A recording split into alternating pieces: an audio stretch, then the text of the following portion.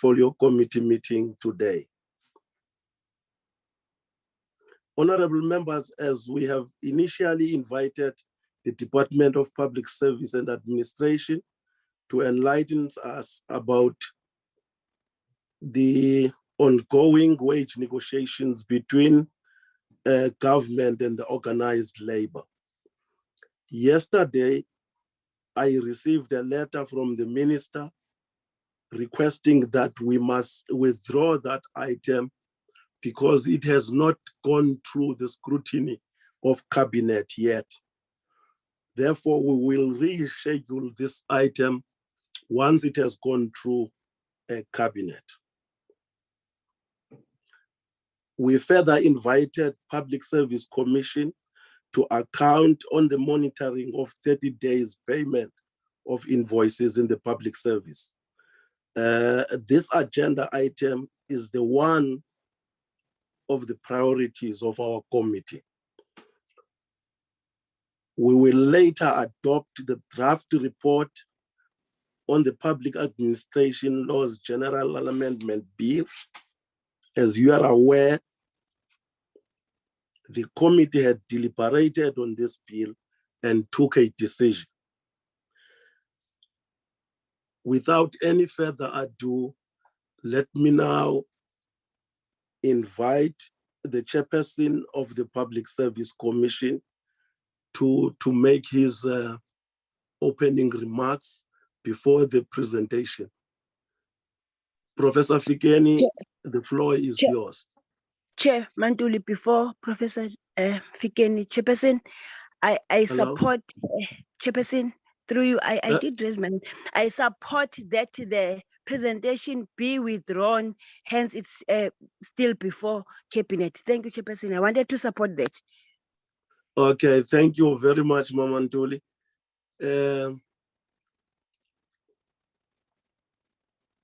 Mastole, do we have, before I invite the professor, let me check if we have any apologies for today.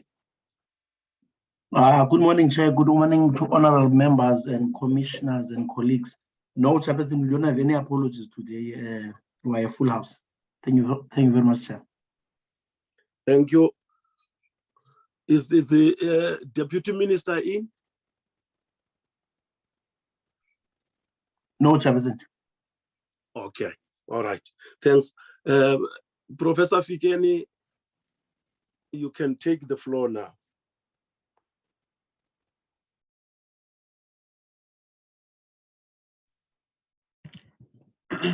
Good morning, Honorable Chairperson and Honorable members. My name is Henk Boshoff. I'm a commissioner with the Public Service Commission. I would just like to apologize on behalf of Professor Fikeni. He's unable to attend today. He's attending a citizens forum in the Northern Cape. The Commission is conducting citizens forums in all provinces. So today is the turn of the Northern Cape. So I will be leading this presentation, Honorable Chair and Honorable members. Honorable Chair, and I'm being supported by Ms. Irene Matenjwa. She's the Deputy Director General in the Office of the Public Service Commission. She's leading monitoring and evaluation in the office. Honorable Chairperson, just a few remarks. As part of the Public Service Commission's oversight role, the Commission has been monitoring quarterly reports that we've been requesting from both national and provincial treasuries for many years. And as far back as 2012, as you know, Honorable Chair, the Public Service Commission, in partnership with this portfolio committee, the Portfolio Committee on Public Service and Administration, conducted public engagement. Mr. Boshoff, yes. Mr. Boshoff, yes, sorry to interrupt you. I sure. Have a request from members that they don't hear you properly because of load shedding. So they are suggesting that the best you should switch off the video and speak without the video. apologies, Chair, I will do that. Okay. Am I audible now, Chair? Audible on my side, I don't know with them. Because it's them who has made a note for my attention. Right. Honorable McGlure, can you hear Dr. It's much better now, thank you, Chair. Boshoff? Much better. Is it much better? Okay. Thank you very much. All right. You can continue, Mr. Boshoff. Thank you, Honorable Chair. Chair, as I indicated earlier, the Commission has been monitoring quarterly reports that we've been requesting from both national and provincial treasuries for many years. So as far back as 2012, the Public Service Commission, in partnership with this portfolio committee, the Portfolio Committee on Public Service and Administration, conducted public engagements with departments and service providers to identify challenges and solutions to the non-payment of invoices. And we've been doing that ever since. So today, Honorable Chair and Honorable Members, we will be presenting the report for the first quarter of this financial year.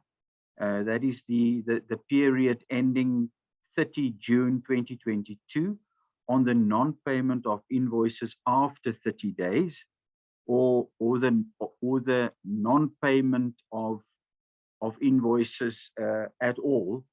So what I would also like to bring to the attention of the honorable members, Honorable Chair, is I think it's very important to take cognizance of Section 38(1)(f) of the Public Finance Management Act. It will also be flighted on your screens just now.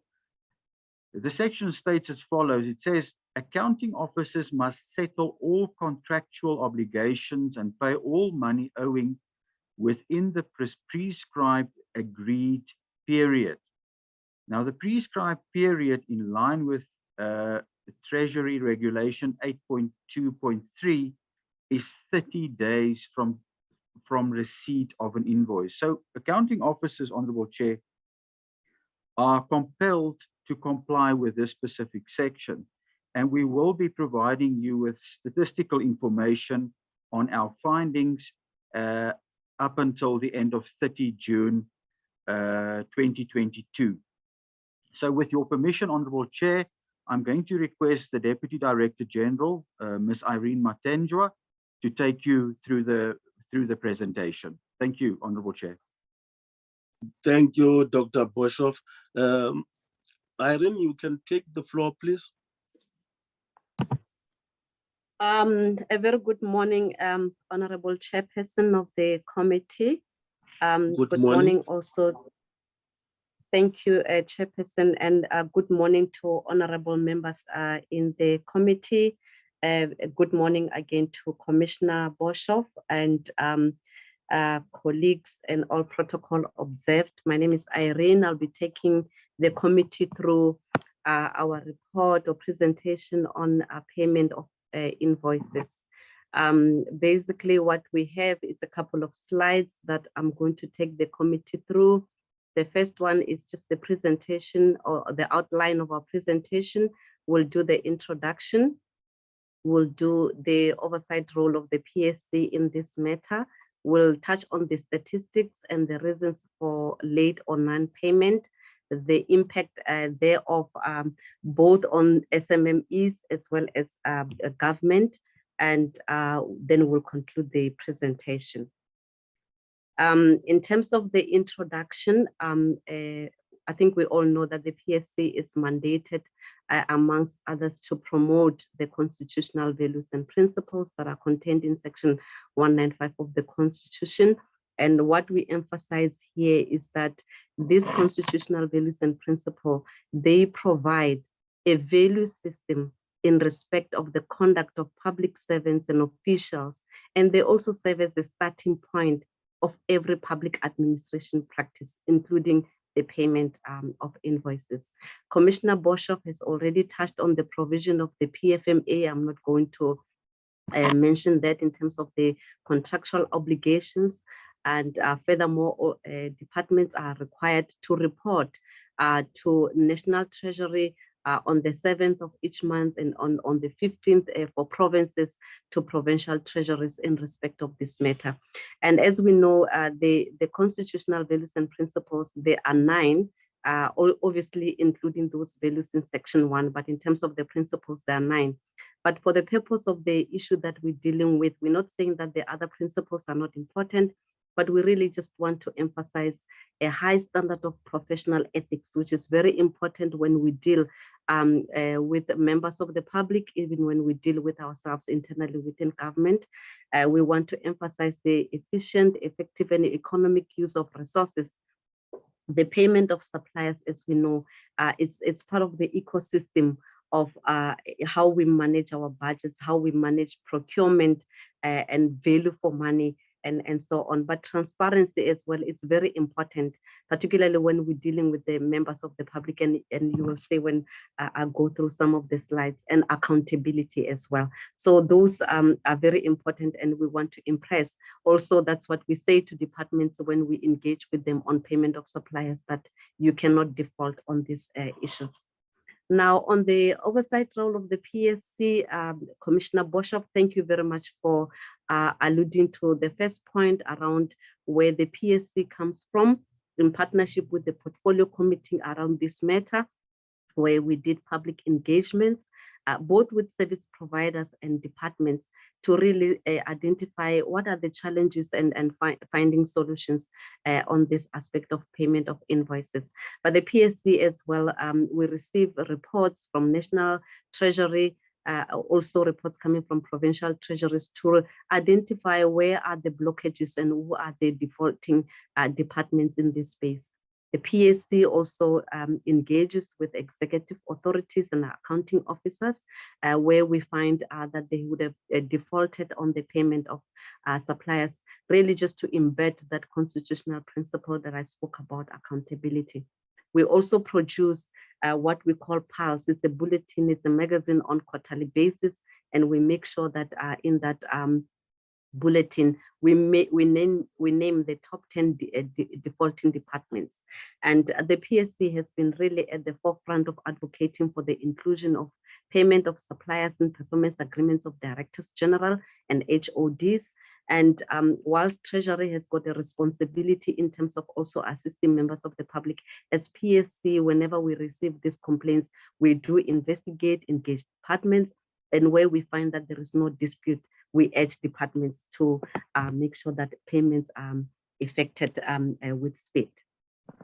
So, Chairperson, I will now move on to the next slide, where we will now look at the statistics. We'll start with national departments. So, on this slide, we're just showing, we spoke about submission of reports from department to National Treasury. They call them exception reports. Now, what we're seeing on this slide is that some departments are not always in compliance with the submission of these exception reports to National Treasury as requested in terms of instruction note 34 of November 21. And what we just want to highlight specifically is the Department of Agriculture, Land Reform and Rural Development, of which for June 2022, they did not submit their report at all. The others, we can see that they've submitted lead, but agriculture in particular, when we look at national departments in June, they did not submit their report at all. And that to us, really, it compromises transparency in the provision of information. As we move on, Chairperson will now deal with the number of invoices that are paid after 30 days and those that are older than 30 days and are not paid. So as Commissioner Boshoff indicated, that our report focuses really on the first quarter of 2022-2023, but we're also making a little bit of a trend analysis looking at the previous quarter. So on this slide, what we have is invoices that are paid after 30 days. So these invoices are paid. It's just that they were not paid within the prescribed period. And we'll see that there were 36,000 invoices for the last quarter of 2021-2022. And then when we move to the first quarter of this financial year, there were 29,000 invoices. But what is critical on this slide It's the 959 invoices, of which at the end of June, they had not been paid by departments. So as we move to the next slide, what we see is that for those 959 invoices, the value thereof, it's a 4.1 million. This is the money that should be circulating in the economy by the end of June 2022. But what we're seeing is that as at that time, it's sitting in the coffers of government. As we move, Chairperson, to the next slide, we begin then to show where is this 4.1 million as at the end of June, and you will see the water and sanitation is the department that is really leading in this space with about 2.5 million, and obviously followed by tourism there.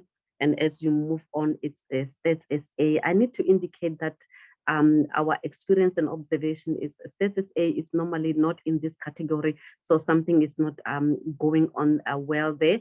But that's what we're seeing right now at the end of June, that they are also contributing to the non-payment of suppliers. Obviously, then we have other departments that are following, contributing to that 4.1 million. If you look at the first row there, you will see that we don't have any information. As I indicated, that the Department of Agriculture, Land Reform and Rural Development, they did not submit their information to National Treasury, so we don't have that information. Chairperson, if you allow me, I want to move now to provinces. Again, provinces in terms of compliance with Instruction Note 34 on submission of exception reports, we can see that Limpopo did not submit 2 of their reports on time. And so on, and the next 3 provinces, you could see that they did not comply, at least for 1 quarter of that, 1 month of that quarter where their reports were submitted late to National Treasury. Again, we are urging departments to say, please let's comply with the requirements of the instruction note so that we have got accurate information for reporting and decision making. Now, on this slide, again, we are showing invoices that are paid after 30 days and invoices that are older than 30 days and not paid. So the blue bars there, they show us, for instance, as at June, we had 75,000 invoices that were paid after 30 days, but we had 24,000 invoices that were older than 30 days and not paid. So as we move to the next slide, we begin then to see the value of those 24,000 invoices, which amounts to 4.8 billion, which is unacceptably very high. The number and the values are unacceptably very high for us not to be paying suppliers. So as we move to the next slide, Chairperson, then we begin to see a picture of all the provinces. Then on this slide, we can see that actually the province that is leading with amounts of invoices that are not paid, older than 30 days and not paid, it's Eastern Cape, where you have got 2.5 billion that has not been paid, then followed by Gauteng, where you have got 1.3 billion that has not been paid, and then you have got Northwest and the rest that also follow that have got invoices older than 30 days and not paid. What we are also finding is that the majority of these invoices in respect of provinces are sitting within the health sector, education, followed by human settlements across all provinces. Now, on this slide, we begin now to share with the committee what are some of the reasons for the late and non-payment of invoices. The first one, it's a systems issue. We're still struggling with issues of IT in terms of how we track invoices. Sometimes we do have downtime systems issues of your BES and your logis, which we use for payment of suppliers. Lack of financial delegations, misfiled, misplaced, and or unrecorded invoices, unresolved invoice discrepancies, and incomplete supporting documents. Perhaps just to emphasize on this matter is that we are, as government, are also missing an opportunity where we're supposed to work with our suppliers and educate them in this space, because they wouldn't know the internal processes of government to say, when you submit an invoice, make sure that your invoice has got the order number, the invoice, your banking details are in this fashion, so on and so on. So it shouldn't be that when an invoice is submitted, that invoice is taken into the system of government, and later on we don't pay because of incomplete supporting documents. So we always urge departments to say, please have a checklist and share this checklist with suppliers, so that by the time they come to the department and submit the invoice, everything is in order. Then the invoice can be processed with speed and be paid. Secondly, we do have issues around poor financial management, poor budgeting, a lack of alignment between budgets and procurement plans, which result in invoices being paid late or not being paid at all. There's an issue around contractual disagreements between departments and service providers. We know that some of the contracts are terminated, but again here, we urge departments that whenever you pick up issues that are not correct and so on, do engage with service providers and say to them, these are the issues that we're picking up. We are going to pay you for the work that you have done, and from now on, these are the issues that we're dealing with, and therefore you do not raise any other invoice subject to whatever that we're dealing with. So service providers are left to go on doing work and so on. When they raise the invoice is disputed, and so on and so on.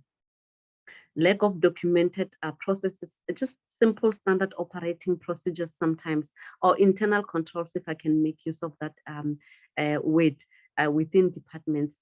And we're saying that payment of invoices should not be held up due to unforeseen blockages. So all of those things departments must make sure that they put in place.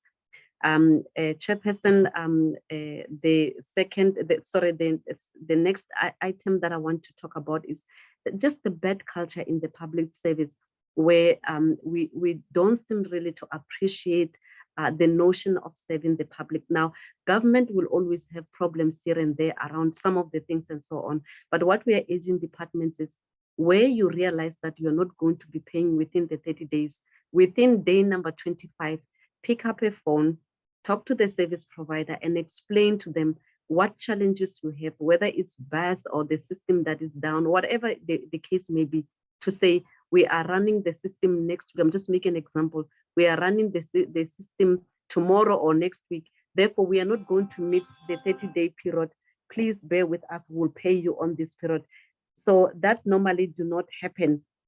And actually, it frustrates many service providers as they are left wondering. Emails are sent, phone calls are made, and there is no feedback. We're not communicating with them, and it's just frustration after frustration. And the last one is lack of capacity. I'm not going to talk much about this one. It's the responsibility of accounting officers and CFOs to make sure that they have got proper systems and capacity within their departments to make sure that work is done, including the payment of suppliers.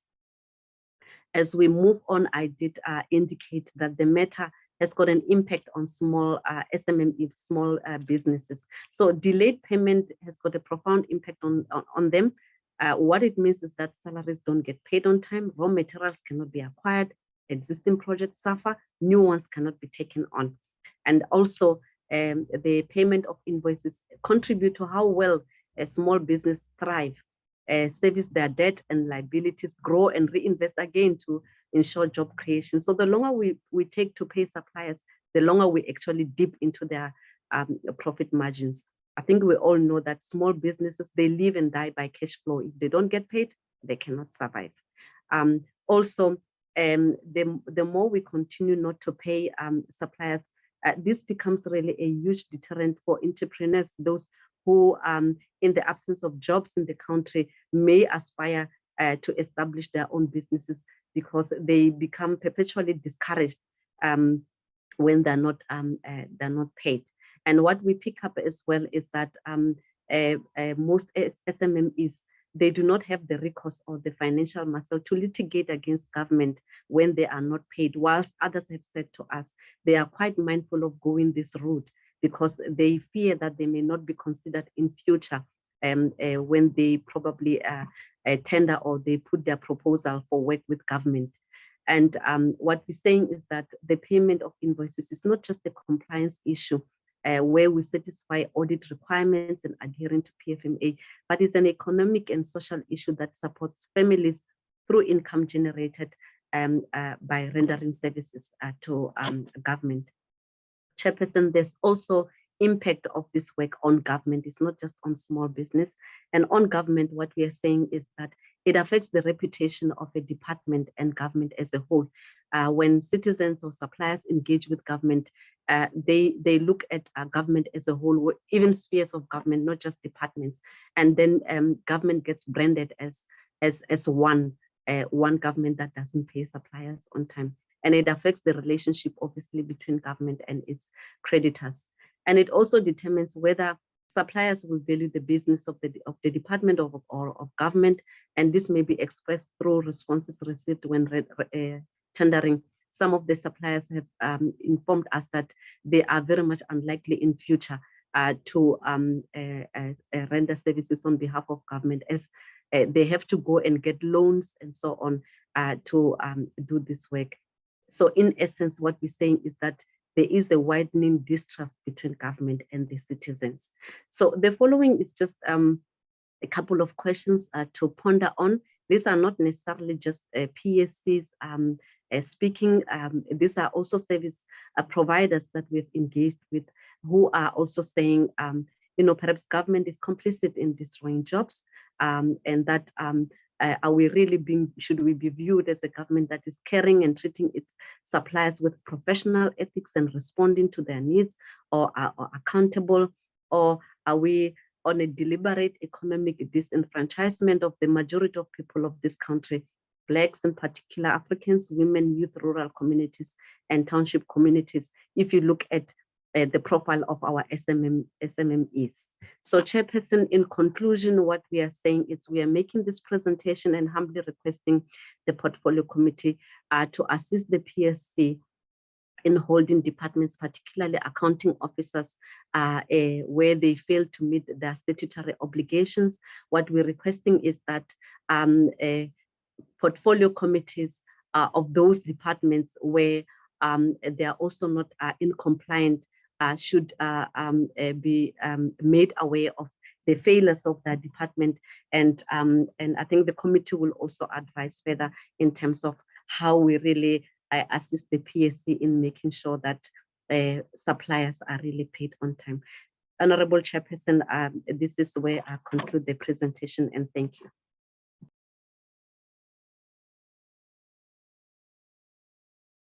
Thank you, Honorable Ntuli. You can take the floor.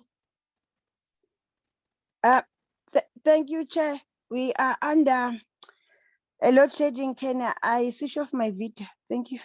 Please, Chair, I may be kicked out anytime. You can switch it off, Honorable Ntuli. Thank you, Chair. Chairperson, I would love to welcome the presentation from a Public Service Commission and commend them for doing their part. Commend them for taking all the risk to touch the untouchable. You see, of late, our departments are untouchable, Chair. They are really untouchable. Since the beginning of the term, in 2019, we've been talking about these invoices not paid within 30 days, after 30 days or not paid at all. And Chair, and the meeting, we are now towards the end of the term. 2024 is just next door. And we are going to leave this behind like this. It will be as if we were just like a scratch record. This is really a thorn in the flesh. Chair, the Treasury did put down regulations. And if those regulations are breached, Treasury is doing nothing to departments. I think, Chair, it's high time that this committee led by you to invite the Treasury as well to come and explain, to say, hey, you did put the regulations, but we are here talking billions of invoices that are not paid. And if those invoices are not paid, that means it impacts badly towards the emerging and small businesses. Yes, indeed, as Ms. Matenjwa highlighted that those are women, youth, and Black in particular, and these companies, in a way, they assist in job creation, and then you don't pay them. Even taking picking up a phone and calling them, for me, yes, it's courtesy, but it's not going to pay those 10 employees from the community that are supposed to put bread on the table. Chair, there is not much that can be put as measures, disciplinary measures, if now a Treasury has put regulations. I think a Treasury should be following the regulations that they put down very close, and they should be putting now consequences. It can't be, they can't be breaching those regulations, and then there are no consequences, they just get away with it. Chair, in terms of the reasons that are put down, for me, I'm not really taking the issue of systems at this day and age. We've been in government. Can we be still talking systems, that the systems are preventing us to pay people? It's uncalled for. It's the way of pushing back the previously disadvantaged, because you can't go for a loan, you render the service to government, then you are not paid. Yeah, a particular that means you are not going to pay the loan. You are not going to be able to pay back the loan. You are not going to also pay the staff or your employees. Chair, this is really uncalled for. I think we should also look at the with departments, particularly the departments that are highly involved. In terms of skills audit, are these people capacitated on their own before capacitating the suppliers? Are they capacitated? Why taking so long? Thank you, Chair. That is my take. Honorable Kibi, it's your turn.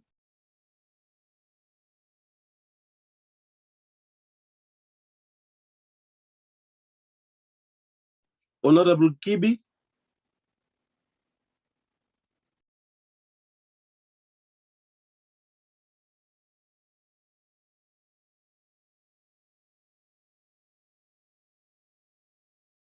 Honorable McClure, we will go back to Kibi later.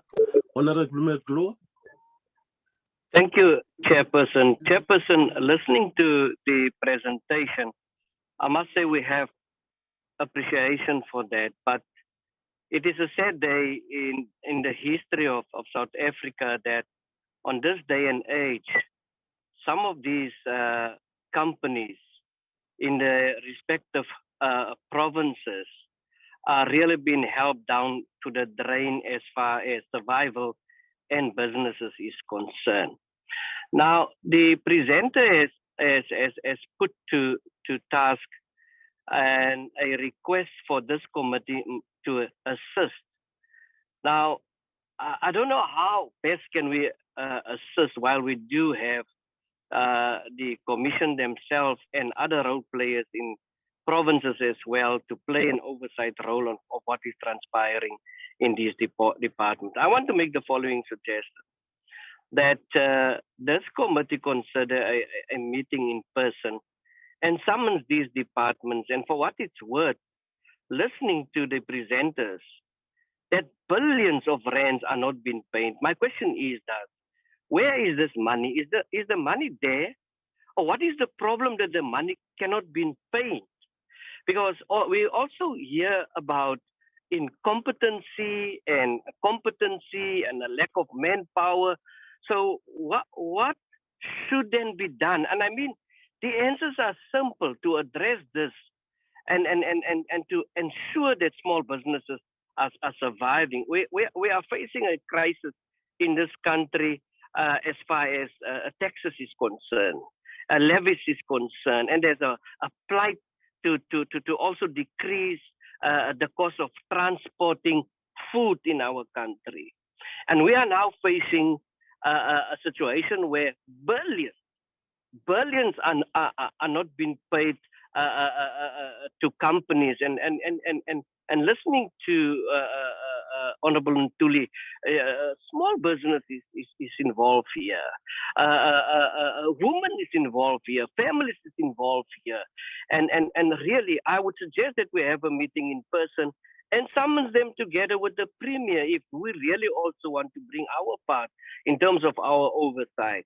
Or unless a second option, Chairperson, is to go to those provinces and see these people eye to eye who's dealing with these invoices. It is an indictment to South Africans and to the business fraternity in general that a thing of this is happening. Also mentioned was one province, namely Limpopo, out of the three. We are not sure who are the other provinces. But I want to belay this point, Chairperson, that we consider a meeting in person, either summons them to Parliament, where there's availability of rooms, or rather this committee, personally go to these respective provinces and get a hell out of these departments that is doing absolutely nothing in assisting small businesses. Thank you, Chair.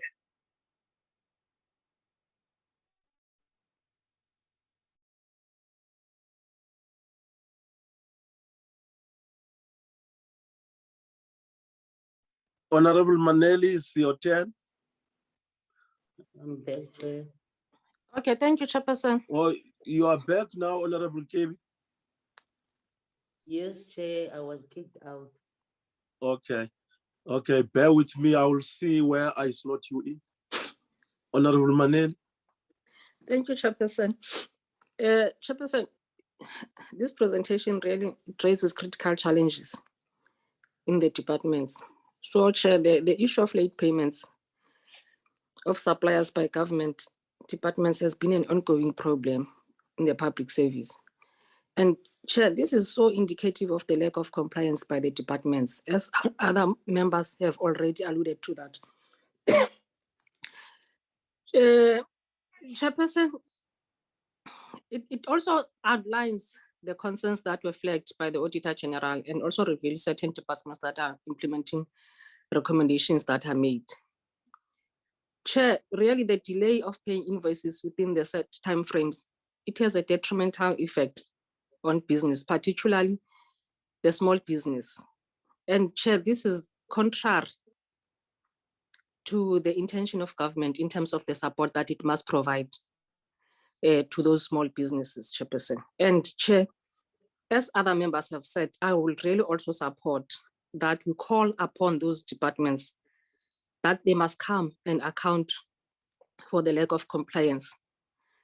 Chairperson, in slide 13, there's a list of reasons that results to the late and non-payment of invoices. And this slide points out the bigger problem that we have in the departments. Many of these problems are flagged by the Auditor General. Most importantly, public servants are breaching the code of conduct and that they are not embodying the Batupili principles. Surely, Chairperson, there needs to be a role played by the DPSA to uphold the norms and standards in the public service. So my question then, Chair, will be, what are the recommendations and what is being done about it? Also, Chairperson, the digitization of the public service is a critical aspect, and it's a process that requires to be implemented. Non-digitization has led to information loss. So what systems or system is being implemented in the public service to assist with record keeping? And are public servants receiving onboarding within this regard, Chairperson? My last point, Chair, will be whether is this a lack of financial management due to lack of financial skills in the public servants that are employed in those posts, or is it mainly due to vacant positions? Because it's a matter, or is it a matter of incompetence? We would want some level of accountability to answer these questions, Chairperson, as to why people, when they're employed, they're not doing what they're supposed to do. That will be my input for now, Chairperson. Thank you. Honorable Kibi, you can come in now. You were kicked out by the system. Thank you, Honorable Chair. Good morning, Chair, honorable members and colleagues. Honorable Chair, I think I'm relatively covered by the speakers, Honorable Maneli and Honorable Ntuli. Honorable Chair, the reality is we've been singing this song, as Honorable Ntuli said, since 2019. Now it's towards the end of the term. We cannot, again, Honorable Chair, allow a situation whereby we are going to be saying the same thing each and every time. It seems as if because of all of these delays, this government won't be able to win the fight against the poverty and the unemployment.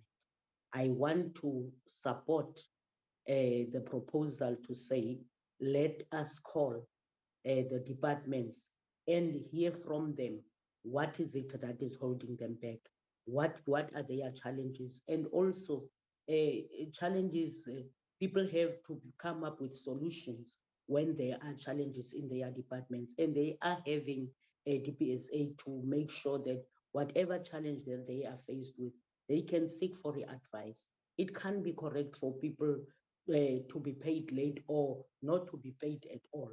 And when people are being given a task as the service providers, definitely the department is supposed to look at everything, whether they are complying or not. It can be at the end of the day, the issue of the non-payment is caused by a issue of being not complying. The service provider is not complying or whatever.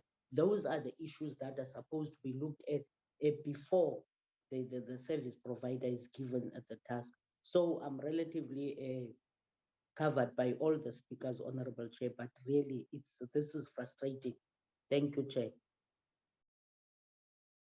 Honorable Komani. Thank you very much, Chair. Good morning to the committee members, the commission and the department, and let us also join the queue in welcoming the presentation, Chair. And Chair, we are big-hearted because of the presentation today, because to be honest, we must, in the main, look back and say, what is it that we as the committee has done so far? But given today's presentation, it totally tells us that we are a committee that comes, listen to challenges, and we do not even have a teeth to bite, because we are nearing the end of the term and we have been faced with the same challenges so far. So Chair, hard-hearted as one would be, would then echo the sentiment with Honorable Kibi and others to say, we've got our public servants that are law unto themselves. They are not touchable, and they are aware that nothing can be done to them. And to say the least is that AG has pointed out these challenges. And nothing has been happening to the departments to maybe try and mitigate and correct these challenges, Chair. So, and Chair, the presentation speaks to the departments that are not compliant. Agriculture is the highest in the is on top of the list. And Chair, it is very worrisome to have around 959 invoices that are not paid. And one would then ask the question, what were the reasons for this non-payment? What steps were taken? And because this impacts on the economy of the country, this impacts on the capacity of the small, medium enterprises, because they would really be unable to grow and to execute their duties equally and to pay the people that are working in those small businesses. So that is why the poverty in the country is so high. So one would then ask again, Chair Uguti, what is the recommendation of the Commission, given that the government is not winning against the non-payment of suppliers within the prescribed period, given that we've got the PFMA? Is the Commission saying, is our PFMA at a stage where we need to, it needs to be consulted as to where something must be done? Or is it that the PFMA is okay and we've got people who cannot work as expected? Maybe they can assist. And Chair, again, I think I should join Honorable McDroy in terms of particularly Mpumalanga and Limpopo, because they are not submitting their reports in the stipulated period. Chair, I think this is now the time for this committee, let alone the department, because we are parliament, we are taking, we are lawmakers. We must also see what there is accountability, there is enforcement of the laws that we put in place. I also suggest that we have a physical meeting, Chair. This meeting should not be a Zoom meeting.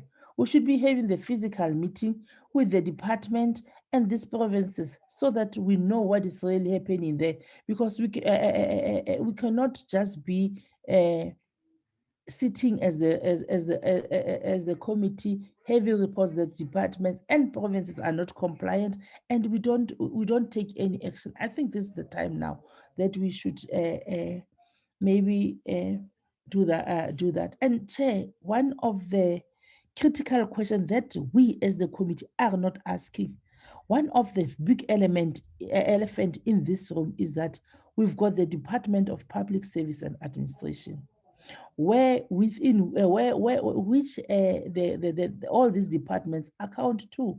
What is the role? What is the department doing this far? We are mid-term, if not almost, if we have not exceeded the mid-term. But we have been sitting with these challenges. We've been engaging with the department. I think it is now the time. The department must take us into confidence. And the department should not tell us that they are putting systems into place, they are engaging. What tangible report do we have from the department? Because the Commission is also showing us that they have outlined challenges, but an elephant in the room is the department. What is the department doing? Chair, if one may continue to say, this Department of Water and Sanitation and Tourism, did the Commission engage with them regarding the number of unpaid invoices, and what consequence did these departments in particular, what was the consequence management, and did the department in these departments, did they impose what consequence management in the main was imposed by these departments for the people, to the people responsible for the delaying of these payments? Because we find people, they are delaying payments, but when they are getting paid, their lives are going on as if nothing wrong is happening. So we need to know from these departments, what is it that they have done? And we need to know from these departments through our own Public Service and Administration Department, because it must account. And Chair, finally, I want to say to this committee, to the commission, and to the department, you know, we are in this situation because we don't want to agree that we put in people who does not have capacity, and we put in people who are incompetent in departments, and this is the result of what we are getting. We've got public servants who are then being hired by virtue of them having been knowing somebody or being cadre deployments. That is I know that is the word that people does not want to hear, but this is the result of what we are having now. So, Chair, I'm finalizing by saying, let the department take us through into confidence. What is it that they're doing? Because commission is posing challenges. What is the department doing? Thank you very much.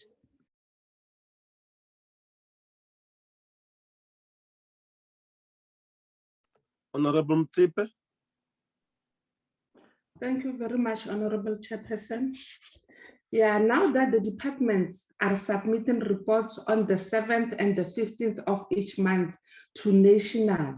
So what makes the department not intervene immediately and wait until it is 2 or 3 months, just like the provinces not submitting reports?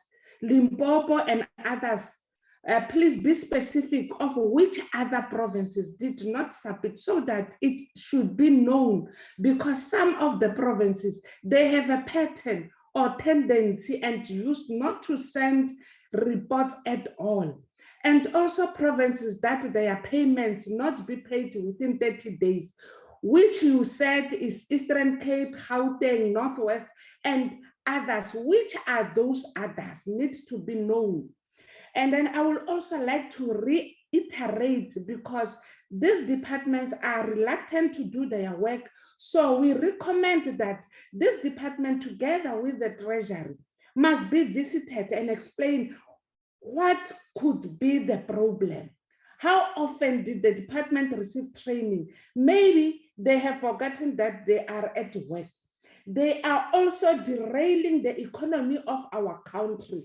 And also, I want to say the Department of Public Service and Administration, their work is to monitor and evaluate.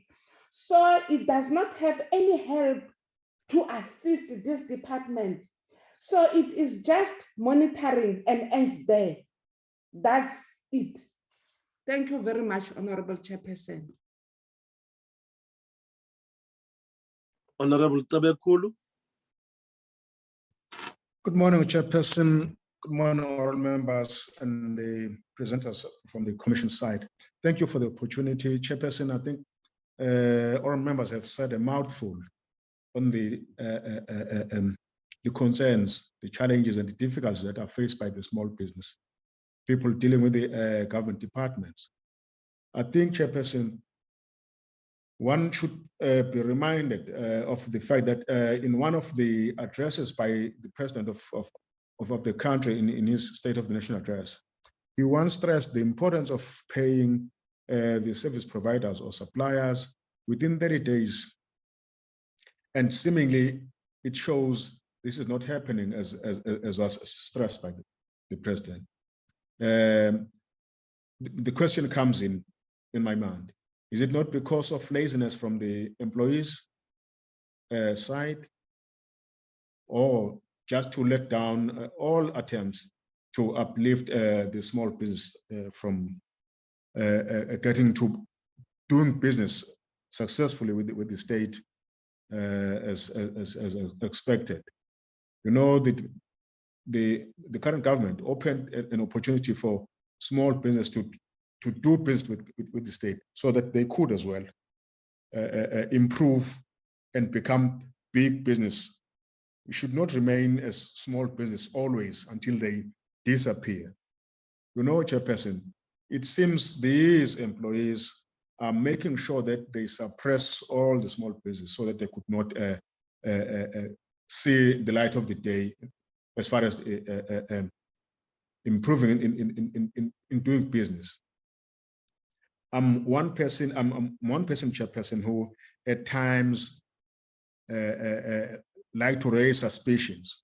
You know, if one looks at how the departments are doing in the provinces, you know, it shows these people are very relaxed simply because they know by the end of the month they'll get their salaries. They don't care about what's happening to other people. They don't care about improving the working conditions or improving the conditions of living for those that are employed by the small business. So, Chairperson, it's really painful to hear that billions and billions have been kept within Treasury, having not paid the small business people who are trying to sort of show their capabilities in doing business with the state. I am afraid, Chairperson, you know, we are living in a time where a lot is happening. We might shy away from some of the things, but they are really there. They are happening. This comes to my mind that possibly, you know, these officials, I suspect these officials, as they do these payments or they prepare these payments, they only deal with those they know, those that are very close to them, simply because maybe they get some, you know, some reward out of successfully, speedily processing their pays.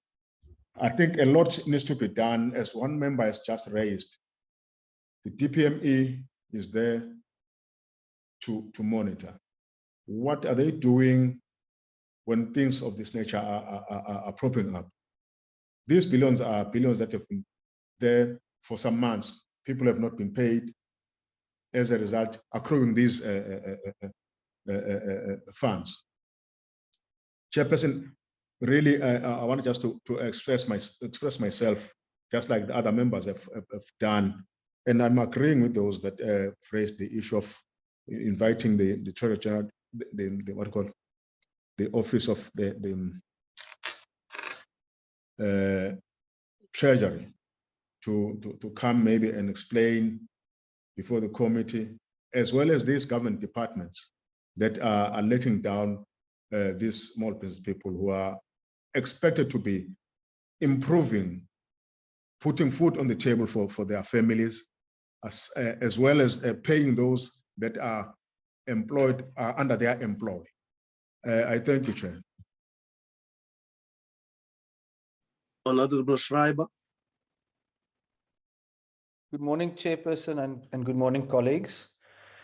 Chair, it's a little hard to actually find the words to respond to an issue that has not only been going on for a long time, as the PSC correctly pointed out, but actually seems to be getting worse, and certainly in terms of the amounts that we're talking about, is absolutely devastating. We've heard now that during this first quarter of this financial year, it's basically 9 billion rand that is owed to service providers, many of them small businesses, that have not been paid. And I mean, the key point here is that in what context is this happening, Chairperson? It is happening in the context of an already struggling economy that's teetering on the edge of recession, and in the context of what is now 10 hours of power cuts, electricity cuts, blackouts every single day that these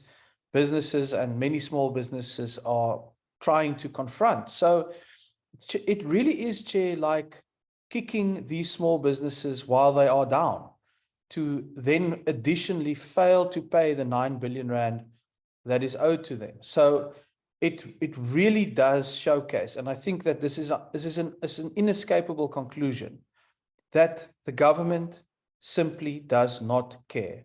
You cannot explain how you can withhold 9 billion rand of desperately needed cash flow, legally owed by the government to private businesses, at a time of 10 hours of load shedding every single day, without having to concede that it must be because you simply don't care. Now, Chair, there is in slide 12 of this presentation a very important other point to make. And this is the simple point that there is one province that is paying all of its service providers on time and has been doing so for years now, and that is the Western Cape. So in a context of 4.1 billion rand owed by the national government, 4.8 billion rand by the 8 other provinces, we have to, if we are honest and serious about this, ask the question, why is it that the Western Cape consistently pays all its suppliers on time and is consistently the only province that does this? And Chair, the answer must be, first of all, that this province actually cares about small business. But secondly, as Honorable Kumane pointed out, also because there surely must then be capacity to do so. And this brings us to the elephant in the room, Chairperson, and it actually links very clearly with the discussion that we've been having over the past couple of weeks about ensuring the appointment of competent officials, merit-based appointments to the public service. And as much as it is upsetting, again echoing Honorable Kumane, to hear about cadre deployment and these issues to some members of this committee, we cannot look at these kind of findings from the Public Service Commission in an honest way and then refuse to talk about this elephant in the room. The time is running out, Chair. South African small businesses are folding by the dozens every day. And if we don't get to a point where we start appointing officials on the basis of merit, on the basis of their ability to do the job, regardless of any kind of political considerations, and in fact insulated from such considerations, then this picture is not going to improve.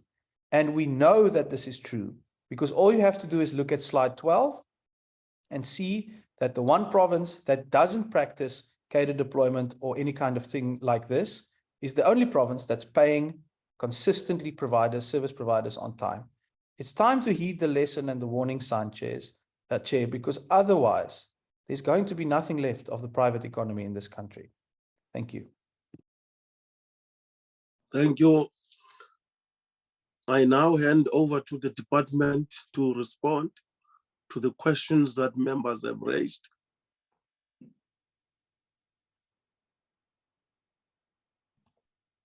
Chairperson, I will respond to the majority of the questions, and where I've overlooked some of the questions, Ms. Matenja will come in to respond to some of the technical questions. Firstly, Chair, I think it's very important for me to state, and the committee fortunately is aware of this. The Public Service Commission is an extension of the oversight arm of the National Assembly in general, and then this portfolio committee in particular.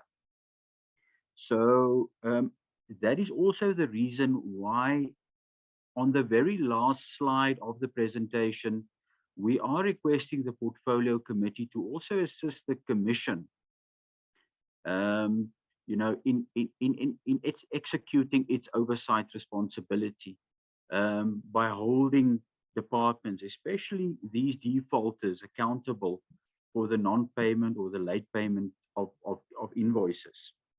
And we also thank all the members who have made the proposal that the committee considers, holding departments accountable.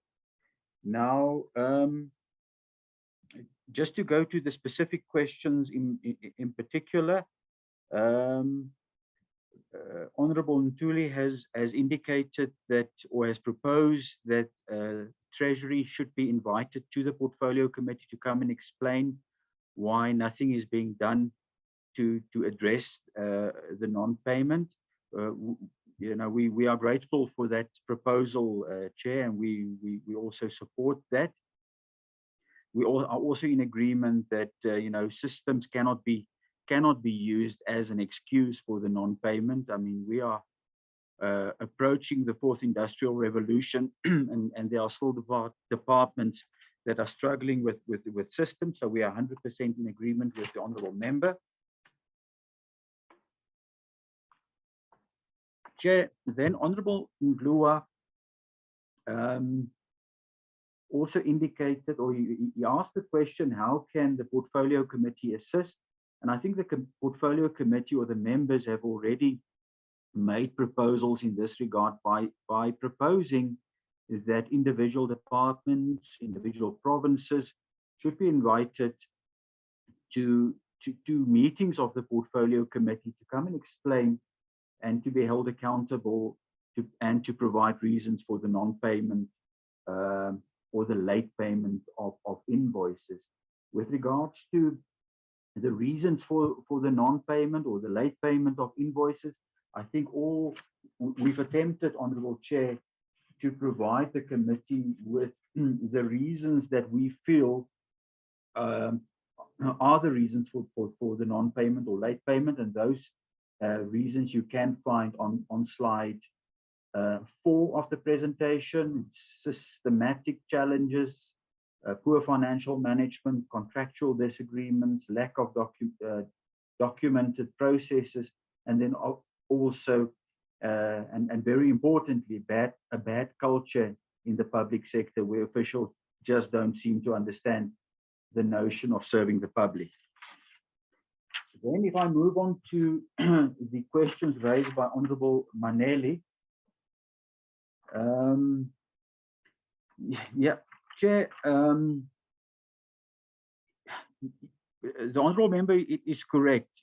Even if, when we make inquiries to departments on the reasons for the non-payment or late payment, we are assured of consequent management by all these departments. But there's very little or no progress with regards to the payment of invoices. And again, I do think that the departments are in a better position or better suited to respond to the reasons for this crisis continuing in departments. And we really support the proposals made by the honourable members that these departments be invited to come and explain their side of the story. Yes, Honourable Kibi also made a proposal that the departments should be invited to come and account, and the statement was also made that government is losing the fight against poverty and unemployment. And Chairperson, the Commission is 100% in agreement in this regard. With regards to the inputs of Honourable Komane, a specific question was asked with regards to the recommendation of the PSC, and I think I have addressed that by indicating that we are requesting the Portfolio Committee to also assist the Public Service Commission by holding these departments accountable and to consider inviting them to a meeting of the Portfolio Committee to come and explain the reasons for the late payment or the non-payment. Now, Chairperson, you are aware that we recently, or that the Portfolio Committee recently appointed 3 new commissioners, and then the Chairperson of the Commission is relatively new. He was appointed late or early last year. Now, we are busy with a process of introducing these commissioners to all the executive authorities at national level. In other words, all the ministers we are requesting meetings with ministers to introduce them to the newly appointed commissioners and to also present the mandate of the commission and also identify the challenges that we've picked up, and so making recommendations on how we feel things can be addressed. So every time these commissioners meet with the EAs, and I'm referring to the newly appointed commissioners, they raise the issue of the non-payment of invoices or the late payment of invoices. So this is currently being brought to the attention of all the executive authorities at national level. With regards to provinces, we have a lot of commissioners there who have been there for quite a while. But Chair, you're aware that the commissions mandate is limited to dealing with complaints and grievances from public servants and so on. But we have gone a step further, Honorable Chair and Honorable Members. You know, we've been receiving complaints directly from service providers, directly from the public. And because we have a direct line to executive authorities in provinces, we have also been doing that, where you find commissioners liaising directly with MECs and premiers in provinces, requesting them to deal with the payment of service providers as a matter of urgency. We've also received complaints from service providers for non-payment of invoices at public entities or development corporations, etc. And we have also requested the line function departments in provinces to liaise with these public entities and to give feedback to the Commission, on the reasons for the non-payment. So that is what the Commission is trying to achieve in addressing this crisis that we have been presenting today. Honorable Motsepe, your question is which departments, and I think those, at national level, we have highlighted the Department of Agriculture, Land Reform and Rural Development as having submitted late. And then on slide 8 of the presentation, you will also find the other departments, national departments, that are culprits with regards to the non-payment or the late payment of invoices. With regards to provinces, Honorable Chair, you'll find information on the specific departments on, just get to that slide, on slide 12 of the presentation. Now, the non-payment of invoices you'll mainly find in the so-called service delivery departments, and specifically the departments of health and education. I think all over the country, in all the provinces where you experience the non-payment of service providers, you will probably the culprits will most likely be Department of Education, Department of Health in all the provinces that we have identified on slide 12 of the presentation.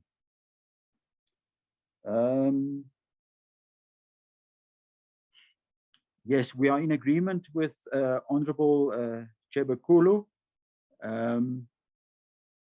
Small businesses need to be paid. We are losing the battle, against poverty and unemployment, and we welcome the proposal made with regards to the non-payment. We are, then if we move on to the input of Honorable Schreiber, he expressed his concern about the non-payment of invoices. We are 100% in agreement with his inputs as well. Thank you, Honorable Chair. If I've missed anything on that might be of a technical nature, Irene will assist me in that regard. Thank you, Honorable Chair. Thank you. Irene, do you want to come in? Is there? Honorable. Okay. My apologies. Honorable Chair, I'm very much covered by Commissioner Boshoff. I think he has responded to all the issues. Thank you very much. Thank you. Mascole, Chair? Can you flight the agenda of the committee so that we see what is the next item on the agenda? Okay, Chairperson, I've just uploaded the agenda, Chair. We will then, I think, move to the bill now, Chair, and then to the minutes, I think. Okay. Okay, I'll stop the sharing, Chair, and then Mr. Ngowepe, if he's available, he will then flight the bill, Chairperson. Then we'll take it there. Okay, you must do that.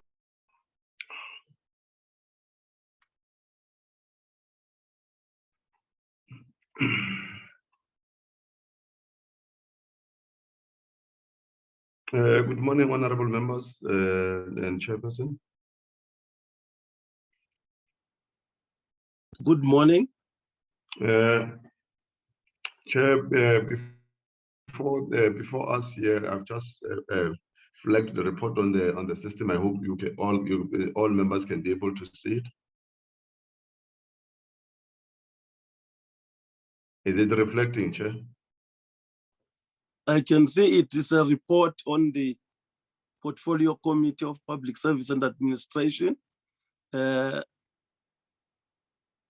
the Public Laws Amendment Bill. Yes, okay, thanks, Chairperson.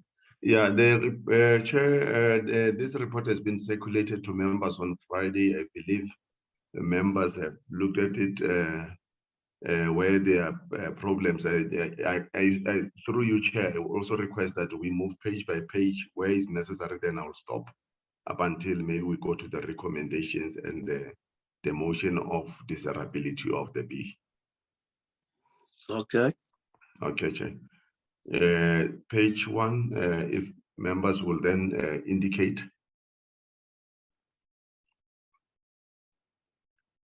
And then here is just a reflection of members who have been part of the process throughout. I think all the members from the members that are represented from all political parties, they were present. And then these are the objects of the bill, Chair and honorable members, as they were stated in the bill itself.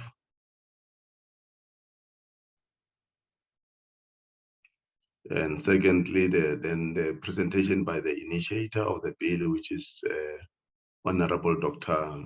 Leon Schreiber. And this is just his motivation when he was introducing the bill before the committee, Honorable Chair and members. I'm on page 3.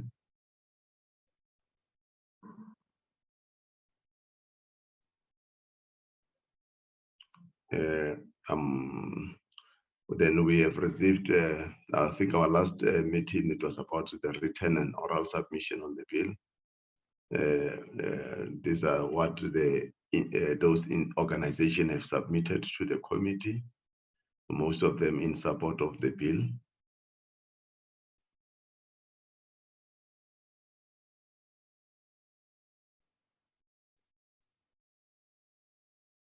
And on page 6, then we have captured the presentation by the Office of the Presidency, which is the Social Economic Impact Assessment Unit. They've also provided inputs on the bill.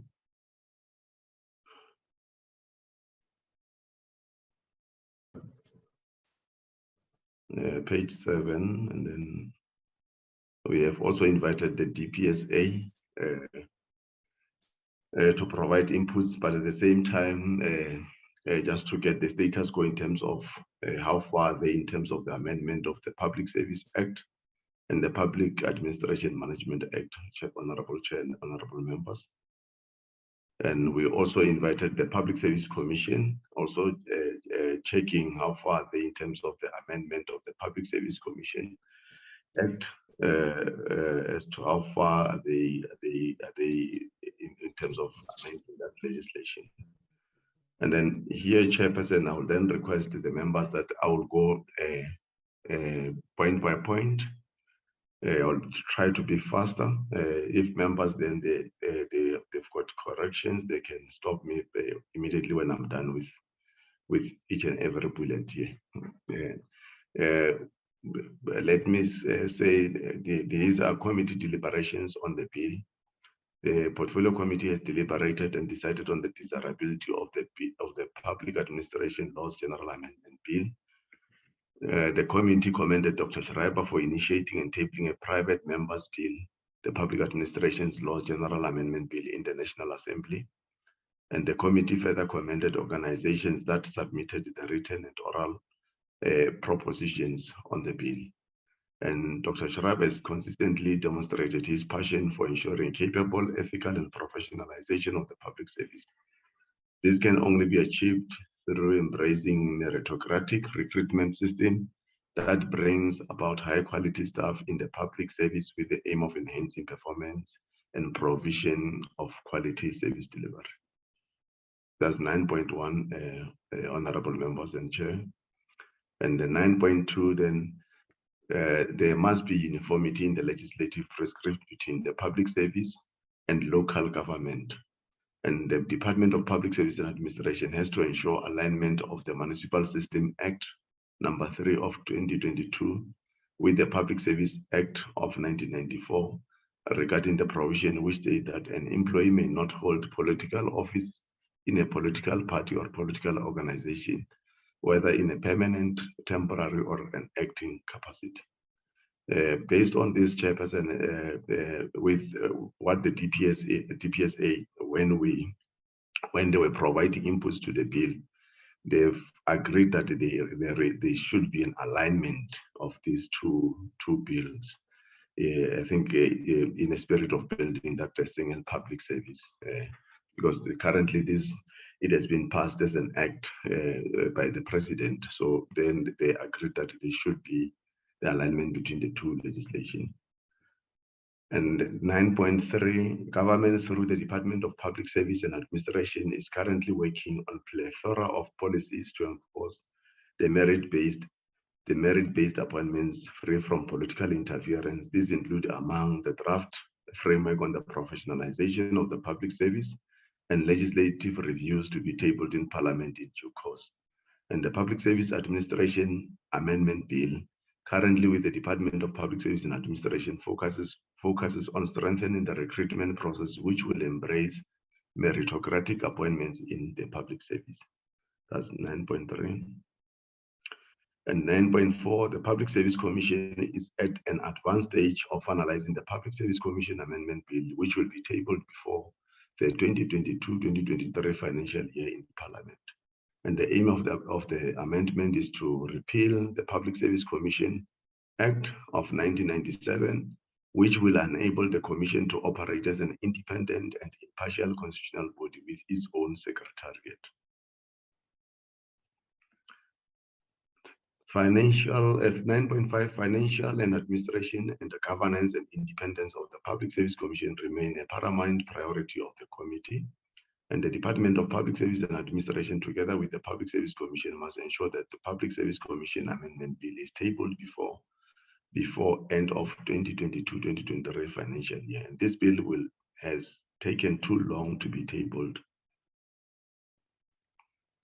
And 9.6, all legislative and policy reform undertaken by the Department of Public Service and Administration, the National School of Government, and the Public Service Commission cohere and complement the Public Administration's Law General Amendment Bill. However, there are aspects in the Public Administration Laws General Amendment Bill that are not covered in the Public Service Amendment Bill and Public Administration Management Amendments Bill and the Public Service Commission Amendment Bills. Therefore, the view of the committee is that legislative amendments are not covered by or are not strengthened in the proposed bills may be borrowed from Honorable Schreiber's proposal and be incorporated in the upcoming amendment bills where appropriate. With regard to the motion of desirability, Chair and honorable members, we said that having extensively deliberated on the Public Administration General Amendment Bill, the committee appreciated the efforts made by Dr. Leon Schreiber, MP in brackets, for drafting and introducing the private members bill to the National Assembly. The committee further appreciated the institutions and members of the society who have participated in the process through written and oral submission. However, the committee resolved that the bill is undesirable based on the above stated deliberations. Report to be considered. Chair, here's the report and honorable members with regard to the Public Administration's Law General Amendment Bill. Yeah, thanks, Honorable Chair. Okay, can members indicate those who want to speak?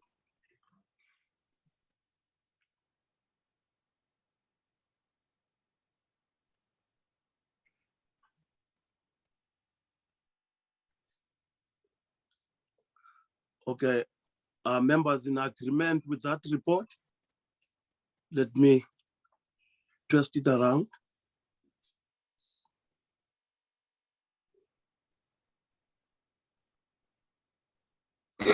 Chairperson.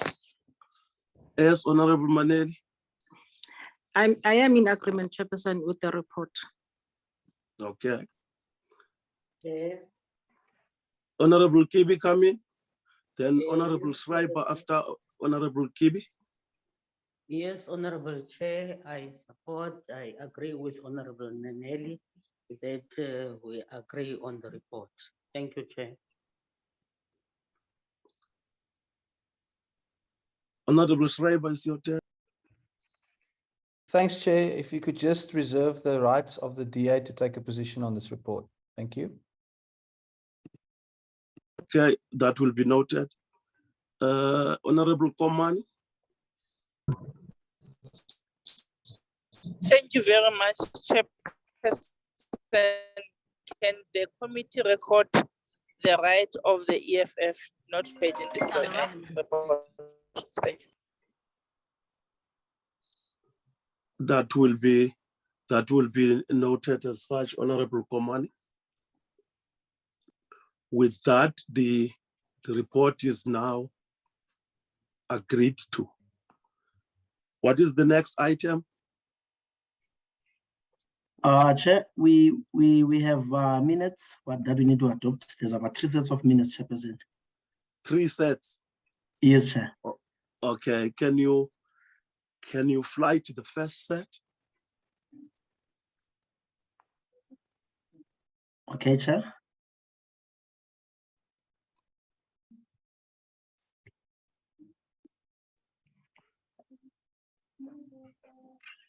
Okay, can you see? I see DM Majaki wants to speak. Your hand is up. I didn't see it before. Honorable DM. Thank you, Chairperson. I think the hand was raised by mistake. But let me just also just add my voice to say that we welcome the report.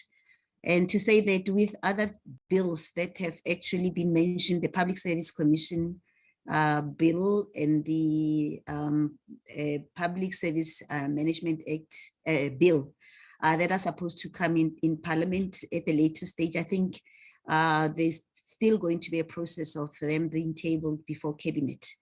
Then they'll come in through the leader of government business. Thank you, Chairperson. Thank you, Honorable Chair.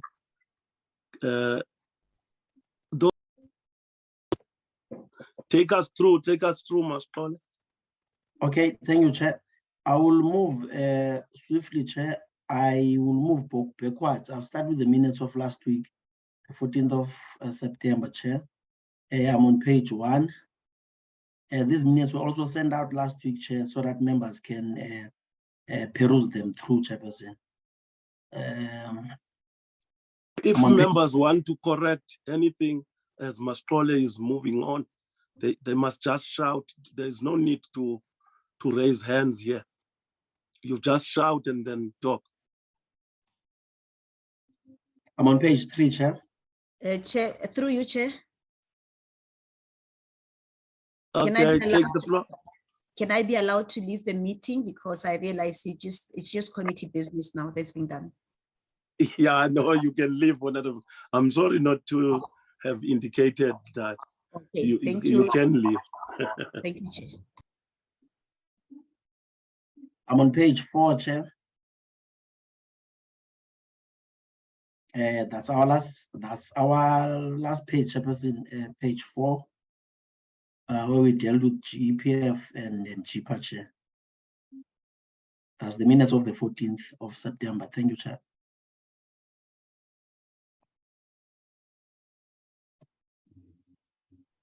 Thank you, Mastole. The minutes are presented to the committee for adoption. Can I get a mover for adoption of this first set? Honorable Chair, Yes, Honorable Kibi. I move for the adoption of the minutes of the 31st of August, Honorable Chair. Thank you. Thank you, Honorable Kibi. Any seconder to Honorable Kibi? Chairperson, I second. Thank you. The minutes are therefore adopted by the meeting. Can you take us to the next set of minutes, Mastol? Thank you, Chair. The minutes that we just adopted are the minutes of the 14th, Chair. Now on the ones of the 31st August, Chairperson. This is the day that we dealt with the bill, Chairperson. I'm on page 1. Members' attendance and the supporters of the bill, Chair. I'm on page 2. Page 2. I'm on page 3, Chair.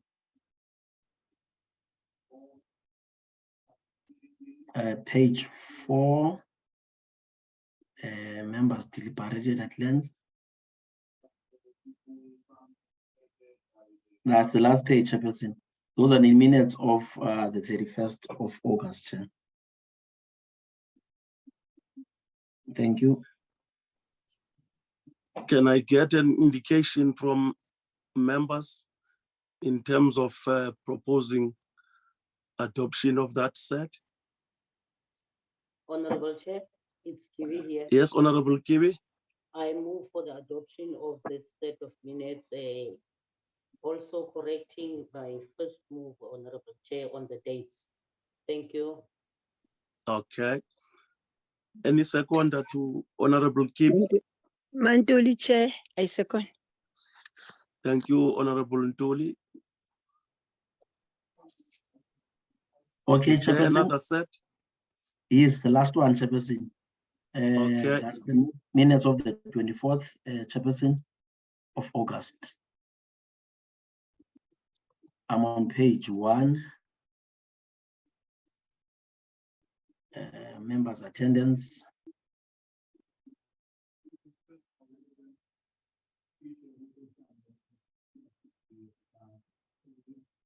Page 2, Chair.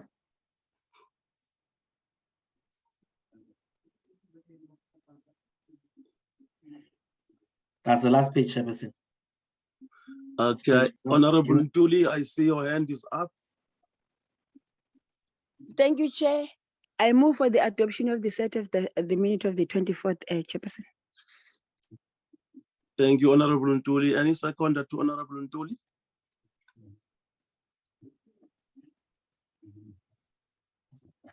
Chairperson, I second.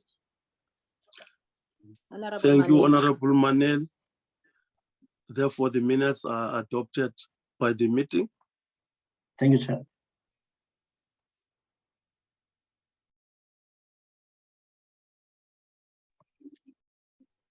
Is it the last set?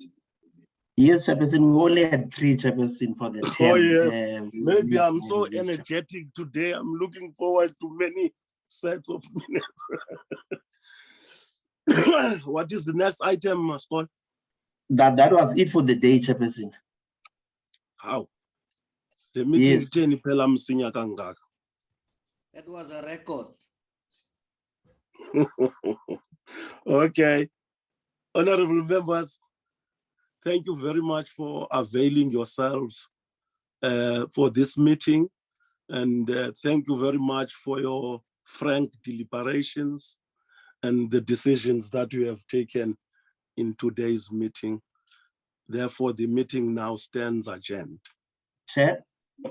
Hello, sir. Yeah, maybe just to highlight that this is our last meeting, Chair, for members. Oh, yeah, for the term. Yes, okay. This is our last meeting for the term. I nearly forgot that. Thank you to remind me, Mastrol. What is going to happen now? We are going to draft a schedule of the meeting for the new term, and then call the meeting for the adoption of that program. Thank you very much, honorable members. The meeting really now stands adjourned. Thank you, Chair. Mandla Chairperson, Mandla. Thank Mandla you. Chair. Mandla Chair.